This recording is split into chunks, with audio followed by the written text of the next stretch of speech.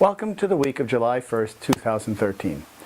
A fairly dramatic week awaits as the Sun clicks into the middle degrees of Cancer and directly opposes Pluto, the great restorer, and sits in a different angle to Uranus, the rebellious upstart.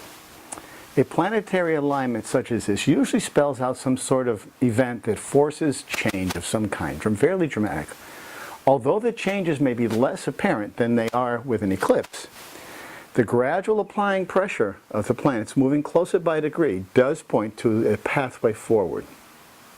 Pluto and Uranus at this point have already been at their apex in relationships several times over the last few years. They've been squaring to each other all along, off and on, more degrees by less.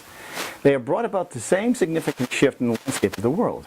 We've seen major overhaul of large institutions, churches, and the restructure of the daily life. For millions of people, a new way to live has been the theme. If we were to look back 10, 5, or even 8 years, we would see a dramatically different workforce. Economic structure and political landscape would all be altered dramatically. Yet this is how we make progress. Without these disruptions, we would not be awake to the situation. This is why I always say if the roof were not leaking, we would not fix it.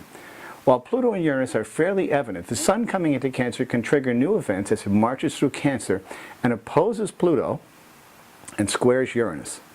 All this happens as the United States, celebrates a birthday, and Jupiter works its way towards an anniversary that has been 12 years in the making.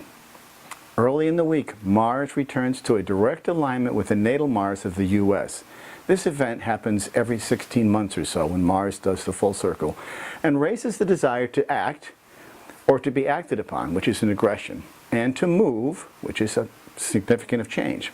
Together, when we take this combination of planetary activity, we see action with Mars, we see expansion with Jupiter, we see rebellion with Uranus, and we see reconstruction with Pluto.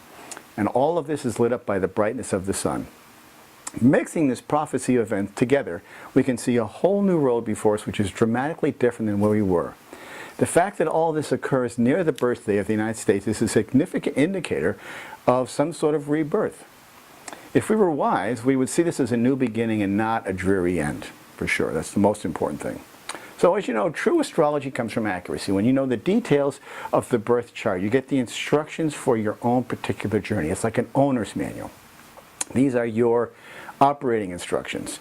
When you know the birth date, the birthplace, and the birth time, you can see where the action is in your life. It's accurate, it's predictable, it's validating. In short, astrology absolutely works. I've been working with charts and the planets for years, and the timing and action is real and validating beyond belief. It really is staggering. I host a radio show each week on Saturday called Turning in the Wheel, where I talk about astrology, art, and spiritual venture.